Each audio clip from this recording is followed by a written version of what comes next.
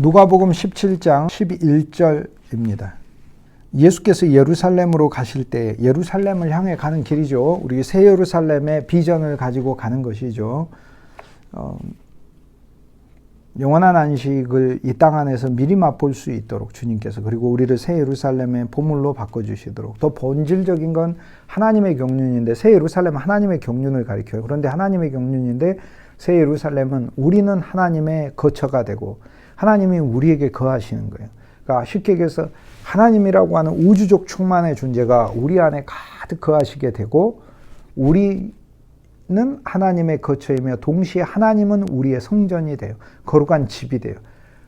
하나님 안에 우리가 또 다 가득 있게 돼서 상호 영원한 연합이 되는 최종 완성된 하나된 존재, 그게 새 예루살렘이에요. 그게 이제 성경이 우리의 마지막 운명이다 이렇게 얘기를 해요. 천국인 줄 알았는데 여러분, 천국이 아닙니다. 새 예루살렘이 마지막입니다. 하늘나라가 아니고요.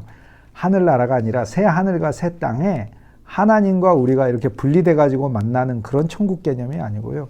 하나님과 우리가 영원히 하나 되어 있는 한 존재, 한 존재로 그곳에 있어요. 서 있어요. 그 새 예루살렘이 우리의 최종 운명입니다.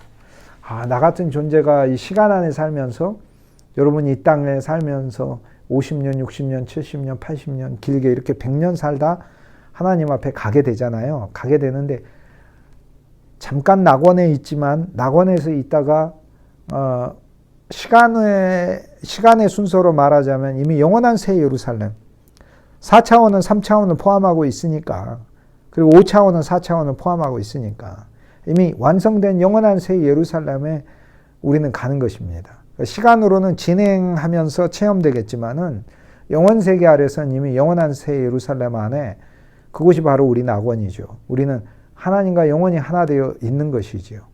내 존재가 마지막에 어떻게 될까? 그리스도 안에 다 빨려 들어가 있구나. 그러면 그리스도는 어떻게 되어 있는 걸까? 내 존재 안에 다 들어와 있는 것이구나. 그분이 영원한 생명이니 나는 영원한 생명의 충만이 되겠구나. 그분이 기쁨이니 기쁨의 충만이 되겠구나. 이게 우리 마지막인 것이지요. 새 예루살렘을 향한 비전, 거기에 우리들에게 있어져야 될 것을 오늘 말씀합니다. 10명의 문둥병자를 치료하시는데 10명의 문둥병자, 10명은 이제 단체예요. 누가복음 5장에서는 개인을 문둥병을 치료를 하시지만 누가복음 17장에 있어서는 단체의 문둥병을 치료해요. 새 예루살렘으로 가는 비전에서 우리가 보아야 될 건, 내 개인의 문둥병은 치료받아도 단체라고 하는 하나님의 몸 안에서의 내 문둥병이 치료받아야 됨을 하나님 보여주고 있어요. 자, 우리가 혼자 있으면은 잘 드러나지 않는 성품들이 있습니다. 어떤 사람들 혼자 신앙생활하는 거 되게 편해 하시잖아요. 편하죠. 혼자 신앙생활 하면. 그런데요, 여러분, 혼자 신앙생활하는 게 편하지만 그 혼자 신앙생활 하는 것에서 더 나아가 성도들과 함께 그리스도의 몸을 짓고자 하면 불편함이 나타나요. 나의 어떤 본성이 드러나게 돼 있어요. 근데 그것이 바로 문둥병과 연관되어 있어요.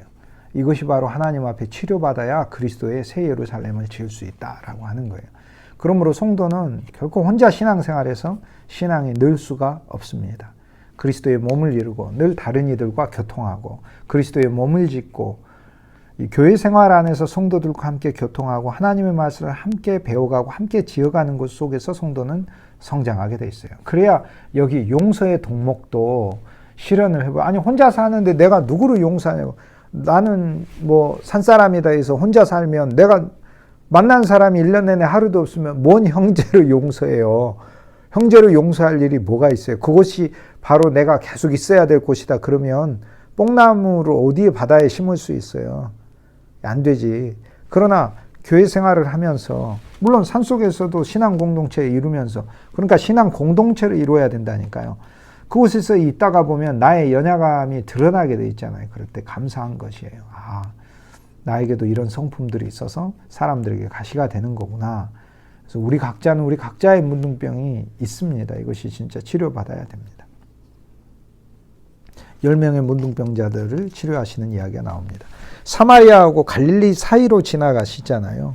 목표는 명백히 예루살렘인데요. 사마리아와 갈릴리를 통하여 가운데 간다라는 그런 표현이 나옵니다. 누가가 지리를 잘 모르는 것도 아닌데 사마리아와 갈릴리를 통하여 가운데 간다 이렇게 적고 있는 것은 우리가 이제 예를 들어서 쓸 때 충청도와 전라도를 통하여 가운데 간다. 그럼 뭐 도대체 어디를 간다는 거야? 이렇게 생각될 수 있죠. 아니 우리가 충청도와 전라도에 대해서도 대한민국 사람이면 그냥 충청도 어쨌든 위에 있고 전라도는 아래 있고 이 정도는 아시잖아. 그런데 누가가 어찌 갈릴리와 사마리아에 대해서 잘 모르겠어요. 그런데 이런 표현을 쓰는 이유가 있어요. 그것은 갈릴리하고 사마리아의 가운데 통하여 가운데라고 이렇게 디아메존이라는 헬라어 단어를 쓰는 이유는 그것을 그리스도께서 부수기 위한 것이다 라는 거예요. 갈릴리하고 사마리아도 경계가 있거든요.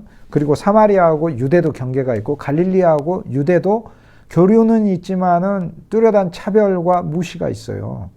유대는 갈릴리를 무시하고요. 갈릴리는 유대에 대해서 정말 보기 싫어해요. 남쪽에 있는 자들과 북쪽에 있는 자들이 갈등이 있고 그리고 그 중간에 있는 사마리아 사람들은 더 차별받으면서 또 갈등이 있어요. 그런데 사이 중간으로 가시고 또 10명이 나오고 오늘 문둥병자 10명 단체를 통하여 주님이 우리에게 주고자 하는 메시지가 뭐겠어요? 중간과 경계를 뚫으시는 그리스도를 말합니다. 주님은 먼저 갈릴리에 오셨고 그 다음에 이제 사마리아의 경계를 부수셔요. 갈릴리에 가장 먼저 오신 이유가 뭐죠? 이유가 뭐 많지만 가장 큰 이유는 갈릴리가 가장 먼저 이스라엘에서 잃어버린 지역이기 때문에 그래요. 가장 무시받고 가장 잃어버린 지역이라 주님은 12지파에서 가장 처음 정복당한 지역이 갈릴리, 스불론, 이사갈 지파에 제일 먼저 끌려갔어요. 납달리 지파, 이사갈, 스불론 제일 먼저 끌려간 바벨론에 끌려간 멸망당한 그 지파들을 가장 먼저 회복하시기 위하여 오신 거예요. 그러므로 이방의 갈릴리요, 이방에 잃어버린 갈릴리를 되찾으러 오신 하나님의 나라를 지으러 오셨기 때문에 갈릴리에서 먼저 사역하시고 갈릴리는 우리 인생인 거죠. 그래서 이 경계는 이 그리스도에 의해서 허물어집니다. 갈릴리와 사마리아 경계도 허물어지고요. 유대 뽕나무를 뽑아가지고 바다에다 주님이 심기면 경계는 더 허물어집니다. 유대 뽕나무인 사울을 주께서 뽑아버리셔가지고 지중해 바다에다가 딱 심어놨더니 바울이 됐는데 이 바울은 말씀을 통해서 갈릴리 사마리아인이 아니라 로마서 1장 14절에 보면은 헬라인이나 유대인이나 나는 빚진 자다 이렇게 말씀하고 로마서 10장에 보면은 주의 이름을 부르는 자들에게는 헬라인이든지 유대인에게든지 누구에게든지 부요하시도다 이렇게 얘기를 해요. 이제는 그 경계가 이스라엘 땅만이 아니라 헬라인, 유대인 하면서 로마 제국으로 이렇게 넓혀져 버려요. 로마 제국으로. 헬라 문화권으로 넓혀진다고 유대인이냐 헬라인이냐로 넓혀져요. 근데 그뿐 아니에요. 갈라디아서 3장 28절에 보면 너희는 유대인도 헬라인도 노예도 자유인도 남자도 여자도 아니고 다 그리스도 예수 안에서 하나이니라 라고 해서 경계가 어마어마하게 넓혀져요. 유대인, 헬라인, 노예, 자유인, 남자, 여자 이렇게 가요. 골로새서 3장 11절에 가면 이 경계는 더 세분화돼요. 헬라인이나 유대인이나 할레파나 무할레파나 야만인이나 스구디아인이나 야만인은 로마인이고 스구디아인은 로마 경계 바깥에 있는 사람. 그러니까 로마 경계 바깥까지 넘어가요. 전 세계인 거예요. 종이나 자유인이나 없나니 그리스도는 만유시요 만유 안에 계시니라 라는 이 말씀으로 경계가 더 훨씬 더 확장됩니다. 갈라디아서 3장 28절 말씀과 골로새서 3장 11절 말씀은 유사해 보이지만 그러나 다릅니다. 갈라디아서 3장 28절 너희는 유대인도 헬라인도 노예도 자유자도 남자도 여자도 아니고 다 예수 그리스도 안에서 하나이니라 라는 말씀이고요. 골로새서 3장 11절은 거기에는 헬라인이나 유대인이나 할레파나 무할레파나 야만인이나 스구디아인이나 종이나 자유인이 없다라고 이렇게 얘기를 해요. 그런데 이 말씀을 첫째 우리가 오해하고 있는 몇 가지 오해를 이야기를 해볼게요. 첫 번째 오해는 이 말씀을 우리가 이렇게 알고 있어요. 갈라디아서 3장 28절을 유대인도 헬라인도 노예도 자유인도 남자도 여자도 그리스도 예수 안에서 하나이니라 이렇게 알고 있어요. 근데 그게 아니에요. 원문을 제가 다시 말씀드릴게요. 원문은 유대인도 아니고 헬라인도 아니고 노예도 아니고 자유인도 아니고 남자도 아니고 여자도 아니고 다 그리스도 예수 안에서 하나이니라 해요. 아니고를 다 달아놨어요. 우데 우크, 우데 우크, 우데 우크 이렇게 다 달아놨어요. 아니고 우데 우크가 아니라는 말이에요. 헬라어로 우데 아니고 없고 우크 아니고 없고 아니고예요. 유대인도 이젠 아니고 그리스도 예수 안에서 헬라인도 아니고라는 거예요. 여러분 부자와 가난한 자가 교회 안에서 하나이다가 아니고요. 부자가 아니고 가난한 자가 아니고 하나 되는 거예요. 아니고의 과정이 십자가인 거예요. 그리고 그 아니고 새 사람이 바로 부활인 거예요. 갈라디아서 3장 28절, 골로새서 3장 11절 다 마찬가지예요. 골로새서는 아니고를 처음에 우크를 처음에다 걸어놓고 나머지 항목을 다 연결시켜 놓은 다음에 이것이 아니고 이렇게 얘기를 해요. 그러니까 갈라디아는 하나 아니고 이렇게 얘기하고 골로새서는 헬라인, 유대인, 할레파, 무할레파, 야만인, 수구디아인, 종이나 자유인이나 다 아니고 이렇게라고 총체해서 아니고 이렇게 얘기를 합니다. 아니고의 역사입니다. 우리는 부자는 교회에서 부자로서 하나 되려고 하고 자유한 사람들은 자유한 채로 하나 되려고 하고 야만인, 힘센 사람들은 힘센 것으로 능력으로 있는 채 하나 되려고 수구디아인, 본성적인 사람들은 본성 안에서 하나 되려고 해요. 그래서 본성 비슷한 사람끼리 막 모이려고 하기도 하고 그래요. 그런데 그리스도의 교회는 생명, 영원한 생명이 우리 안에 역사하여 그리스도의 생명은 이 아니고의 역사를 만드는 것이다 라는 거예요.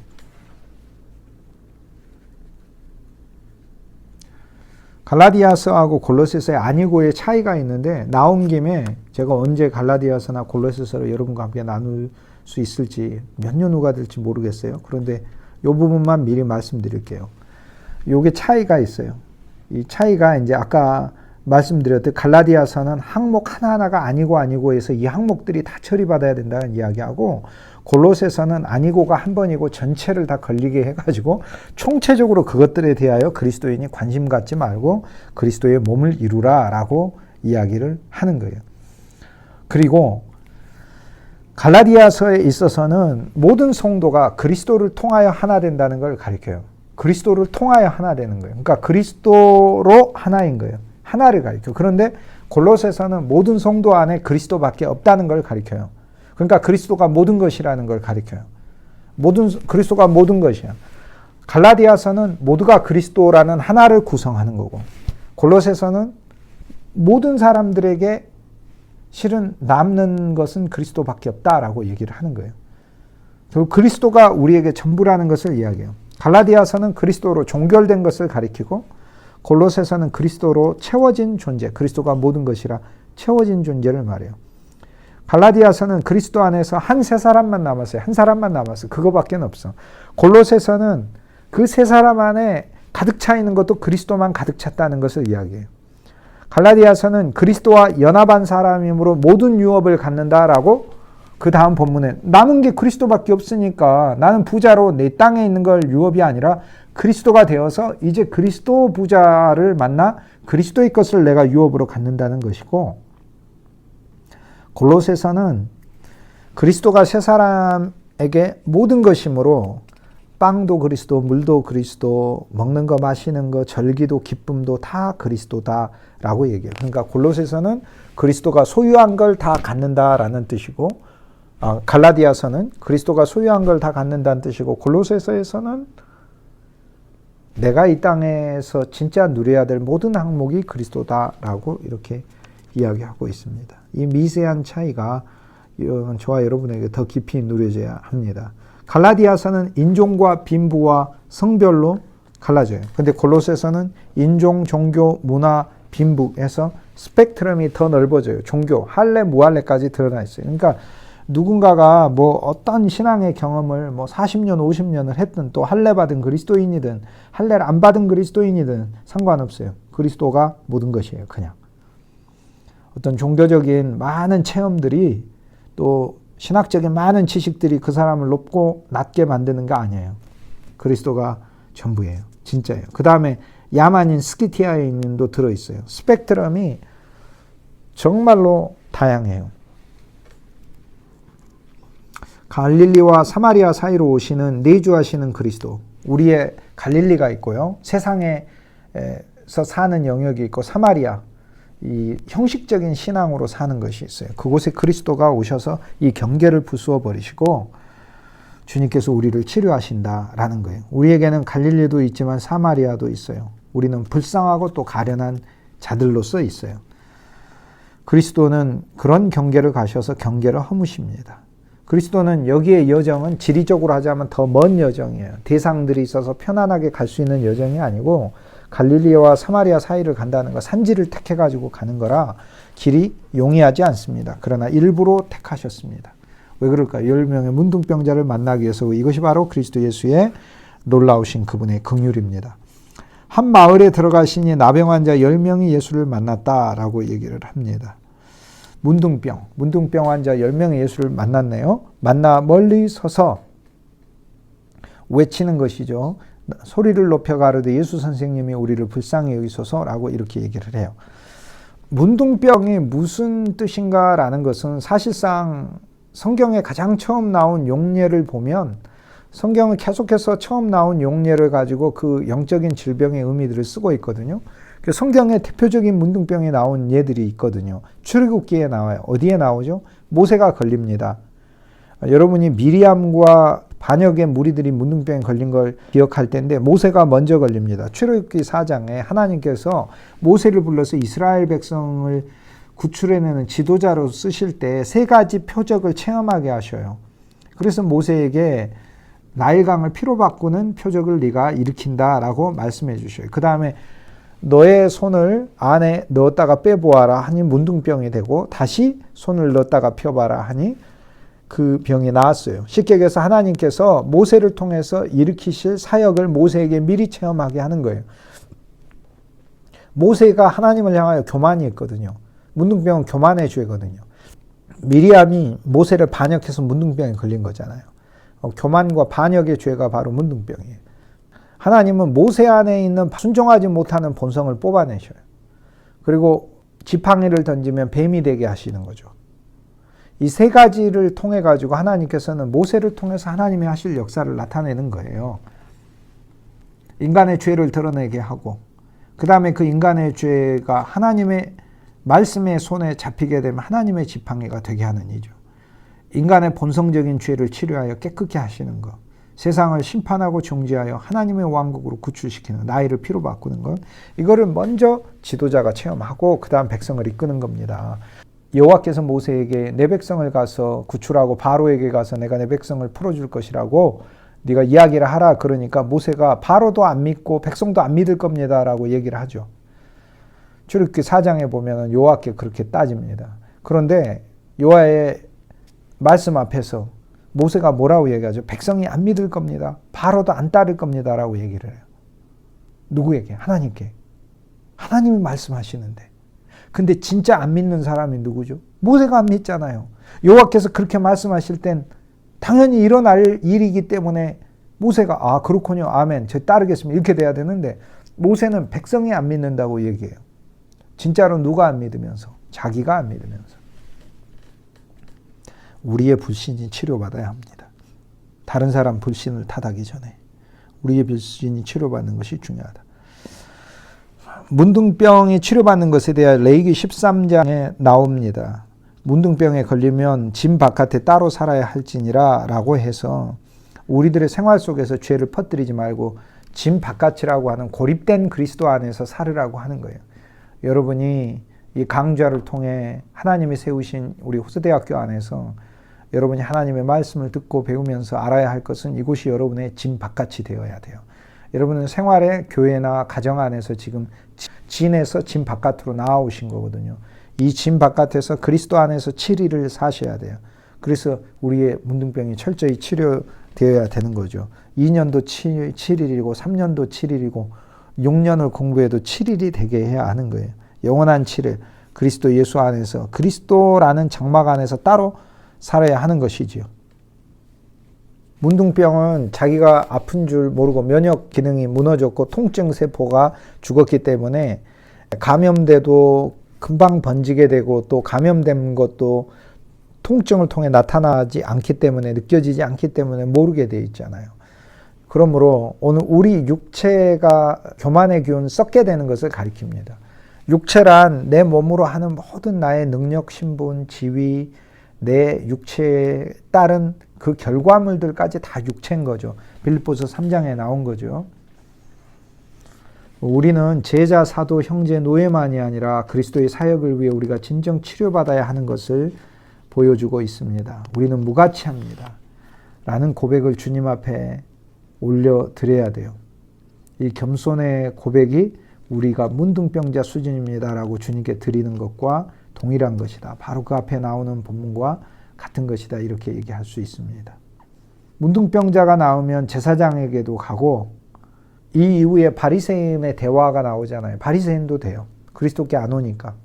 9명의 문둥병자 그리스도께 안 오잖아요. 안 오면 문둥병자 치료받고 바리새인 되는 걸 가르쳐줘요. 그들은 예배도 하고 성경도 보고 율법도 지키려고 노력해요. 그러나 그리스도의 인격과 신격을 보지 못하는 것이죠. 그리스도의 교제의 중요성을 보지 못하는 것이죠. 심한 문둥병은 진 바깥에 사는데 가벼운 병은 7일간 금고되고 정말 심각한 것은 나을 때까지 따로 있습니다. 레위기 11장에 음식에 대한 게 나와요. 그럼 우리가 그리스도인으로서 무엇을 먹어야 될지를 말하고 그건 육체적 음식만 말하는 게 아니에요. 우리가 그리스도인으로서 하나님의 음식들이에요. 그런데 그 음식이 소처럼 양처럼 염소처럼 조성되어야 되는 것을 말하는 거예요. 그 다음 레위기 12장에서는 남자아이의 출생과 여자아이의 출생을 가리키며 남자아이 그리스도가 태어날 것과 여자아이 그리스도의 신부인 우리가 태어날 것을 약속해 주는 말씀이에요. 그 다음에 태어난 우주적인 아이 그리스도가 레위기 13장에 문둥병을 치료하시는 구주가 될 것을 레위기 말씀은 연이어서 이야기해 주고 있어요. 우리의 부정한 출생이 어떤 한 아이의 탄생, 즉 레위기 14장은 13장으로 고쳐질 것을 레위기는 이렇게 말씀해 주고 있어요. 레위기 13장에 보면은 여러 가지 문둥병 증세들이 많이 나옵니다. 육체가 하얗게 다시 돌아오면 깨끗해지면 정하다 할지니 우리 육신에 죄가 있다라고 자백하면 하나님은 우리를 거룩하게 하시는 거예요. 이런 자를 주님은 정하게 하시는 거예요. 문둥병자가 어쨌든 피부가 그냥 문둥병으로 하얗게만 있으면 하나님이 우리를 정하다고 이야기를 하셔요. 구원받은 사람에게 의로운 생활이 약해지고 그리스도의 몸 안에서 자기의 육체로 있는 어떤 문제들이 교만이라든지 어떤 자기 자랑이라든지 또 육체 안에 있는 어떤 본성적인 거라든지 혈기라든지 자기 지식이라든지 이런 것들 그 사람의 육체 속에 들어있는 어떤 사람들마다 성격의 때들이 있잖아요. 냄새들이 있고 그런 묻어나오는 것들이 있잖아요. 그것들이 바로 터져나올 때 이게 문둥병이 되는 거죠. 그러니까 육체로 일을 해요. 그러니까 다 내 능력과 내 지식으로 다 일을 하죠. 그런데 그게 문둥병이 있으면 안 된다라는 것을 가르쳐주고 있습니다. 자기의, 자기죄, 교만, 사랑이 부족하는 거, 용서하지 않는 거, 여기 누가복음 17장에 실족하게 하는 거, 용서하지 않는 거, 교만한 거, 나는 무의간 종입니다 아니라 나는 내가 아주 뭐 쓸만한 사람 다 교만 이런 것들이 다 문둥병 증상이다. 그런 이야기입니다. 머리와 수염에도 문둥병이 든다는 건 그리스도의 권위를 훼손하는 것을 말해요. 주님이 항상 우리의 머리가 되시고 그 다음 수염은 주님이 내 영광이 되시고 수염이란 그 사람의 위엄을 가리키잖아요. 그런데 우리가 위엄 세울 게 뭐 있어요? 주님이 우리의 위엄이시지. 근데 그런 부분에 있어서 그리스도께 함께 가지 않는 것들에 대하여 주님께서는 이게 바로 머리와 수염에 문둥병이 든 것이다 라고 이야기를 해요. 검은 털에 문둥병이 든 거 레위기 13장에도 보면 나옵니다. 이것은 강한 털인데 털이라는 것은 우리 피부를 보호하기도 하고 또 자랑도 되고 하는 것들이잖아요. 그러니까 우리 육체라고 이야기하는 우리의 신분, 종교, 우리의 지식, 우리의 재산, 또 내 능력 이런 것들을 보호하는 털들에 문둥병이 들었다라고 하는 건 우리를 보호하고 있는 어떤 우리의 수단들까지도 문둥병이 든 것을 이야기를 합니다. 머리가 빠지는 것은 앞머리가 빠지는 것은 레위기에 보면 괜찮다고 이야기해요. 왜냐하면 이제 앞대머리는 괜찮다라고 얘기하는 건 그냥 뭐 앞대머리, 이제 대머리의 이야기 아니잖아요. 이게 영적인 이야기지. 그러니까 앞에는 머리가 빠졌는데 뒤에는 머리가 났다는 이야기는 앞으로는 머리는 그리스도를 뜻하니까 그리스도의 권위를 인정하지 않는 것 같은데 하나님의 은혜와 사랑이 머리털이잖아요. 그러니까 이거를 인정하지 않는 것 같은데 알고 보면 그래도 곧 순종의 기질을 가진 사람이다 이렇게 얘기하고 그런 사람은 어쨌든 정한 사람이다, 깨끗한 사람이다. 주님이 그렇게 이야기를 해요. 그런데 머리를 푸는 자가 돼서는 안 된다라고 이야기를 하는 것은 그래서 뭐 백정처럼 머리를 하고 다니면 안 된다 그런 뜻이 아니라 머리가 그리스도이시잖아요. 풀어버린다는 것은 나는 주님께 순종 안 할게 이렇게 아예 복종하는 그런 마음을 거절하고 주님 앞에 언제나 거역하고자 하는 자이다라는 거예요. 이런 자들은 부정한 자들이라는 겁니다. 문둥병은 심지어 옷에까지도 묻는다라고 이야기를 합니다. 옷은 우리의 선행, 행실이잖아요. 그러니까 어떤 착한 행실을 해도 문둥병 균이 묻어나오는 어떤 행실들이 있어요. 사실 레위기 13장은 우리가 얼마나 그리스도로 섬세해져야 되는가를 가리킵니다. 하나님의 율법의 말씀은요, 경월이 읽을 게 아니에요. 그 안에 다 세세히 그리스도로 채워져야 합니다. 자, 10명의 문둥병자를 치유하는 것에서 우리는 주 예수와 관련하여 주 예수를 부르는 믿음이 있잖아요. 예수 선생님이 우리를 불쌍히 여기소서. 예수 선생님이요 라고 부르고 예수님께 치료받게 해달라고 하여 많은 그리스도인들이 예수님께 치료받게 해달라고는 옵니다. 이 믿음까지는 있습니다. 그러나 그리스도와 교제하기 위해서 치료가 아니라 교제하기 위해서 매일매일 그리스도께 와야 되죠. 물론 여러분도 믿음이 있으시니까 환난과 어려움이 있을 때 주님께 금방 엎드리시겠죠. 그러나 그 치유만을 위해서가 아니라 교제를 위해서 그리스도께 와야 한다는 거죠. 어쨌든 첫 번째 믿음, 주 예수를 부르는 믿음. 환난 중에 주 예수를 부르고 고난 중에 주 예수를 부르고 슬픔 중 절망 중에 주 예수를 부르는 것. 예수 선생님이요 나를 불쌍히 여기소서. 우리는 이제 예수님 선생님, 여기는 랍비가 아니고 에피스타타, 매니저, 감독관이란 말이에요. 예수 감독님이라는 뜻이에요. 감독님, 예수 감독님. 우리 삶에 다 감독자잖아요, 주님이. 여기 매니저가 누굽니까? 해서 매니저 불러가지고 직접 이야기하잖아요. 아랫사람이 잘 얘기 못해요. 여기 사장님 누구예요? 사장님하고 얘기할게. 그렇게 얘기하잖아요. 예수 사장님이라는 뜻이에요. 예수 사장님. 모든 것을 다 주관하시는 분이시오. 라는 말이에요. 에피스타타. 감독자시오. 감독자시오. 주 예수님. 주 예수님. 우리는 여호와 예수죠. 여호와 예수님. 어쨌든 예수의 인식이 작지만 그리고 감사도 작지만 주 예수의 이름을 부르는 믿음이 있습니다. 좋은 믿음입니다. 주 예수의 이름을 늘 부르도록 하십시다. 여기에서 주님께서 14절에 보시고 이르시되 제사장들에게 가서 너희 몸을 보이라 하셨더니 그들이 가다가 깨끗함을 받은지라. 그들이 먼저 깨끗함을 받았습니다. 주님 말씀하시고 주의 치유를 경험하였습니다. 여기서 우리가 알 수 있는 것은 치유를 경험한 믿음과 그 이후에 그리스도께 돌아와 우리의 모든 것을 주께 드리는 믿음은 별개라는 것을 주님이 가르쳐주고 있습니다. 제사장에게 가서라고 했는데 여기서는 종교 제사장에게도 가겠죠. 사마리아인은 사마리아 성전에 있는 제사장에 가고 여기 9명은 유대인이니까 유대인 제사장에게도 가겠네요. 그런데 제사장에게 가고라는 이야기는 여기 참 제사장은 그리스도 예수잖아요. 그러므로 이제 그리스도 예수를 치유받은 다음엔 그리스도 예수를 제사장으로 누리며 제사장에게 가서 마땅히 바쳐야 될 제물들이 있어요. 제사장에게 가서. 그러니까 구약의 문자적 율법에서는 그런 제물을 바치고 우리는 문둥병이 나아서 제사장 그리스도께 와서 이 제물을 바치는 것이죠.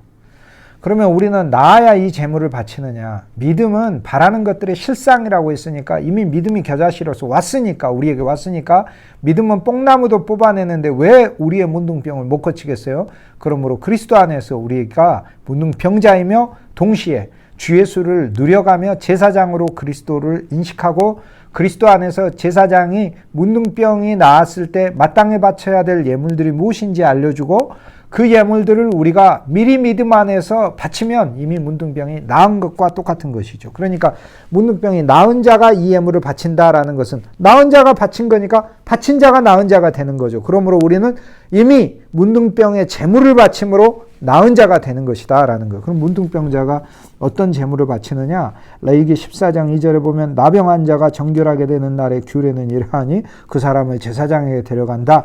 그리스도 예수가 내 중보자요 내 죄를 짊어지신 분이시요 나 대신 하나님께 가시는 분이시요 나를 축복하시는 제사장이란 믿음을 갖는 것이고, 제사장은 나가 진찰할지니에서 예수님이 나를 만진다는 믿음이 있는 것이고, 레위기 14장 3절에 그 환자에게 있던 나병 환부가 나았으면 믿음으로 그가 나를 낫게 했다는 믿음을 가지고 내 여정을 사는 것이고, 정결한 새 두 마리, 즉 그리스도의 영이 내 안에서 와서, 두 마리는 주님을 증거하는 영이죠. 주님을 증거하는 영이죠. 증거하는 영이 내 안에 왔는데, 사실 창세기 15장에 보면 하나는 집비둘기, 하나는 산비둘기라고 이야기해요. 즉 그리스도의 영은 내 안에, 마음 안에 오신 영과 교회 안에 부어지신 두 영이, 두 비둘기가 있는 거예요. 정결한 새 두 마리로 그리스도 예수, 그리스도의 영을, 내 심령에 있는 그리스도의 영과 교회 안에 부어진 그리스도의 영을 동시에 보면서 백향목과 높으신 그리스도와 영광의 그리스도, 얼마나 찬란한 그리스도예요. 그리고 백향목은 하나님의 성전으로 사용되니까 하나님의 성전 안에 있는 그리스도와 홍색 실과 그리스도의 피와 우슬초를 가지고 가장 낮아지신 그리스도, 이 땅 안에 가장 연약한 존재로 오신 그 그리스도 예수를 누리고 라고 얘기해요. 이것을 가져오라 라고 하는 건 이런 그리스도의 항목을 누리고 라고 이야기를 합니다. 제사장은 또 명령하여 그 새 하나는 흐르는 물 위 생명수이신 그리스도를 누르고 질그릇 안에서 잡게 하고, 우리도 질그릇이고 그리스도의 고운 깨어지신 질그릇인 인성, 즉 예수 그리스도의 33년의 삶 속에서 주님을 매일매일 배워가는 게 문둥병이 치료받는 바쳐야 될 제물 중에 하나인 거죠. 다른 새는 산채로 가져다가 백향목, 홍색실, 우슬초와 함께 가져다가 흐르는 물 위에서, 생명수이신 말씀의 물 위에서 그리스도를 이렇게 항목 하나하나를 누리라는 거예요. 말씀의 물에서 생명의 영으로 그리스도를 누르고, 백향목으로 누리고, 홍색실로 누리고, 우슬초로 누리고, 이렇게 누리라는 이야기입니다.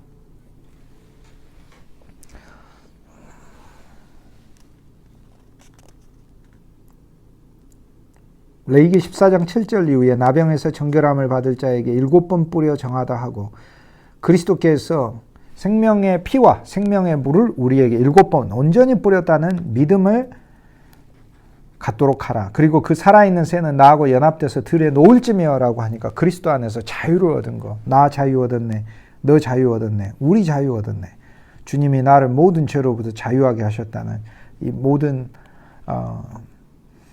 그리스도의 역사를 내 안에서 기쁨으로 받아들이는 것이죠. 그리고 그의 옷을 빨고 나의 모든 행사를 주의 말씀 안에 비추고 주 예수 이름을 넣게 하고, 생명수 말씀 안에 나의 모든 행사, 옷이니까 내 육체를 덮고 있는 나의 모든 지식과 행사들을 하나님 앞에 늘 내어놓고 고백하고, 털을 밀고, 모든 털을 밀고 나의 영광스럽고 자랑할 수 있는 그런 바들을 오히려 주님께 가져다 주고, 주의 것입니다 라고 고백하고, 물로 몸을 씻을지니라. 말씀의 물 안에 매일 우리를 담그는 거죠. 여러분이 말씀을 묵상할 때, 매일 묵상할 때 말씀이 물이 돼서 여러분을 씻는 거죠.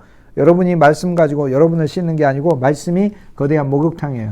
말씀 한 절을 봐도 그 한 절은 여러분 동네에 있는 거대한 찜질방 목욕탕보다 더 큽니다.